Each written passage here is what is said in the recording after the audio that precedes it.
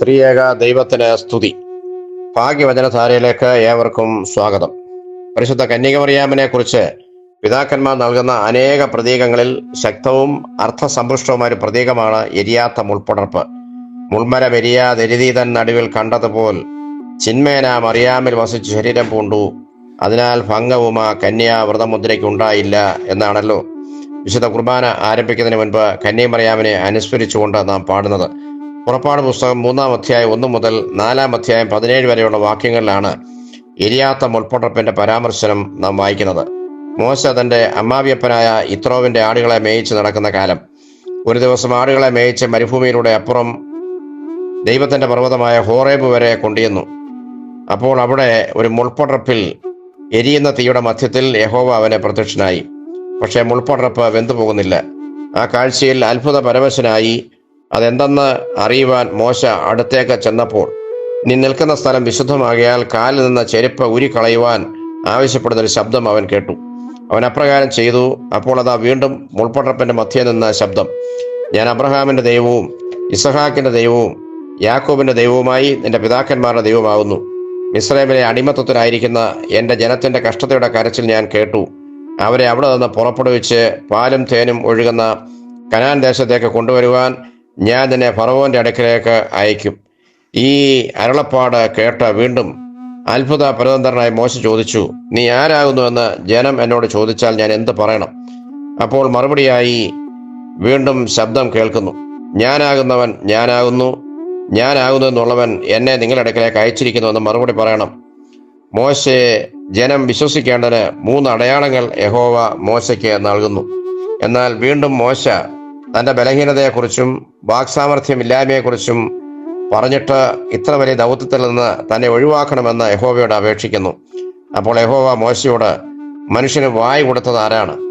ഊമനെയും ചെകിടനെയും കാഴ്ചയുള്ളവനെയും കുരുടനെയും ഒക്കെ ഉണ്ടാക്കിയത് ആരാണ്? യഹോവയായ ഞാനല്ലയോ?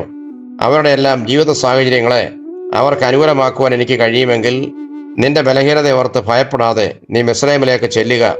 ഞാൻ നിന്റെ വായോടുകൂടെ ഇരുന്ന് നീ സംസാരിക്കേണ്ട നിനക്ക് ഉപദേശിച്ചു തരും. നിന്റെ സഹോദരനെ അഹറോൻ നിനക്ക് പകരം ജനത്തോട് സംസാരിക്കും. അവൻ നിനക്ക് വായും നീ അവന് ദൈവവും ആയിരിക്കും. എരിയുന്ന മുൾപ്പടർപ്പിൽ നടന്ന സംഭവങ്ങളാണ് ഇത്രയും. പരിശുദ്ധ കന്യമറിയാമിനെ ഉപമിക്കുന്ന ഈ സംഭവത്തിൽ നിന്ന് പ്രധാനമായി 3 കാര്യങ്ങളാണ് നമുക്ക് സന്ദേശമായി മനസ്സിലാക്കുവാനുള്ളത്. ഒന്ന്, കത്തിജ്വലിക്കുന്ന നീതിസൂര്യനായ ദൈവം കന്യകയുടെ ഉള്ളിൽ വസിച്ചു.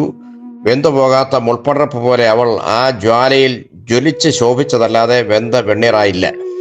അവളിലെ കന്യകാത്വമോ മാനുഷിക അംശങ്ങളോ ഒന്നും ദഹിച്ചു പോകാതെ ദൈവത്തെ വഹിക്കുവാൻ അവൾ പ്രാപ്തയായി. ദഹിപ്പിക്കുന്ന അഗ്നിയെ ഉൾക്കൊള്ളണമെങ്കിൽ ആ അഗ്നിക്ക് ദഹിപ്പിക്കുവാൻ കഴിയുന്നതിലും അധികം ഉയർന്ന ആത്മീയ ശേഷി നാം നേടിയിരിക്കണം. ഓരോരുത്തരുടെയും പ്രവൃത്തി തീ കൊണ്ട് ശോധന ചെയ്യപ്പെടുന്ന ദിവസത്തെക്കുറിച്ച് പൗലോസ് ശ്ലീഹ 1 കൊരിന്ത്യർ 3:12 സൂചിപ്പിക്കുന്നുണ്ട്. ആരെങ്കിലും പൊന്ന്, വെള്ളി, വിലയേറിയ കല്ല്, മരം, പുല്ല്, വൈക്കോൽ എന്നിവ കൊണ്ട് ക്രിസ്തു എന്ന ഇട്ടിരിക്കുന്ന അടിസ്ഥാനത്തിന്മേൽ പണിയുന്നു എങ്കിൽ തീ കൊണ്ട് അത് ശോധന ചെയ്യപ്പെടും. നിലനിൽക്കുന്നതെങ്കിൽ പ്രതിഫലം ലഭിക്കും. വെന്തുപോയെങ്കിൽ അവന് ഛേദം വരും. തീയിൽ വെന്തുപോകുന്നതിനൊന്നും നിലനിൽക്കുവാൻ കഴിയുകയില്ല. പൊന്ന് തീയിൽ മാറ്റി വർദ്ധിപ്പിച്ച് ശോഭിക്കുകയാണല്ലോ ചെയ്യുന്നത്. ഈ ലോകത്തിന്റെ മാലിന്യം ഏശാത്തവർക്ക് മാത്രമേ ദൈവത്തെ ഉള്ളിൽ സ്വീകരിച്ച് ജ്വലിച്ച് ശോഭിക്കുവാൻ കഴിയുകയുള്ളൂ. കന്യമറിയാമിന്റെ ശോഭയുടെ രഹസ്യം അതായിരുന്നു. രണ്ടാമത്, വളരെ വലിയൊരു ദൗത്യത്തിന് വിക്കനായ മോശയെ തെരഞ്ഞെടുത്ത് അവനെ ദൈവം ശക്തീകരിക്കുന്നു. ഈ ലോകത്തിൽ നമ്മെ ഓരോരുത്തരെയും ഓരോ ദൗത്യം ഏൽപ്പിക്കുവാൻ ദൈവം ആഗ്രഹിക്കുന്നു. മിസ്രൈമിൽ നിന്നുള്ള ദൈവജനത്തിന്റെ വിടുതലായിരുന്നു മോശയെ ഫലമേൽപ്പിച്ചത്. ലോകരക്ഷയ്ക്കായി യേശുവിനെ ലോകത്തിന് നൽകുവാനാണ് കന്യമറിയാമിനെ തിരഞ്ഞെടുത്തത്. അതുപോലെ ഈ ലോകത്തെ സാത്താന്റെ അടിമത്വത്തിൽ നിന്ന് വീണ്ടെടുക്കുവാനുള്ള ദൗത്യമാണ് ദൈവം ഓരോ മനുഷ്യരെയും ഫലമേൽപ്പിക്കുവാൻ ആഗ്രഹിക്കുന്നത്. ഓരോരുത്തരും അവരവരുടെ സാഹചര്യങ്ങൾക്കുള്ളിൽ നിന്നുകൊണ്ട് നിർവഹിക്കണമെന്ന് ദൈവം ആഗ്രഹിക്കുന്നു. ചിലപ്പോൾ ഒരു കുടുംബത്തിനകത്ത് ഒരു ഭാര്യയെ വീണ്ടെടുക്കുവാനായിരിക്കും ഒരു ഭർത്താവിന്റെ നിയോഗം, അല്ലെങ്കിൽ ഒരു ഭർത്താവിനെ വീണ്ടെടുക്കലായിരിക്കും ഒരു ഭാര്യയുടെ ദൗത്യം. അതുപോലെ ഒരു കുടുംബത്തിന്റെ മുഴുവനുമോ ഒരു സമൂഹത്തിന്റെ മുഴുവനുമോ ദേശത്തിന്റെയോ രാജ്യത്തിന്റെയോ രാഷ്ട്രത്തിന്റെയോ ഒക്കെ വിടുതലിന് കാരണക്കാരനോ കാരണക്കാരിയോ ആകുവാൻ ദൈവം നമ്മെ ഓരോരുത്തരെയും വിളിക്കുന്നു. ദൈവത്തിന്റെ ഉദ്ദേശത്തിനനുസരിച്ച് ദൈവവിളി സ്വീകരിക്കുവാൻ നമുക്ക് കഴിയണം. മൂന്നാമതായി, വിളിച്ചവൻ വിശ്വസ്തനെന്ന ഉത്തമ ബോധ്യം വിളി കേൾക്കുന്ന ഓരോ വ്യക്തിയിലും രൂഢമൂലമായി ഉണ്ടായിരിക്കണം.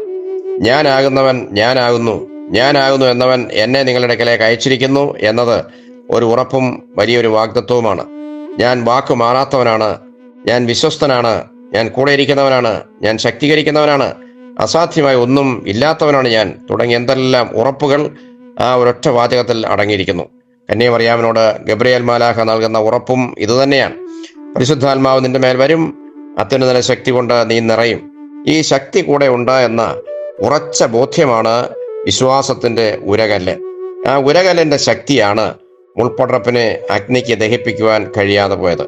നാം ഓരോരുത്തരിലും വിളിച്ചവൻ വിശ്വസ്തനെന്ന ഉറച്ച ബോധ്യം നിറഞ്ഞ് നിൽക്കട്ടെ. നമ്മുടെ ആത്മീയ ജീവിതം എരിയാത്ത മുൾപ്പടർപ്പായി ശോഭിക്കട്ടെ എന്ന് പ്രാർത്ഥിക്കുകയും ആശംസിക്കുകയും ചെയ്യുന്നു. നന്ദി, നമസ്കാരം.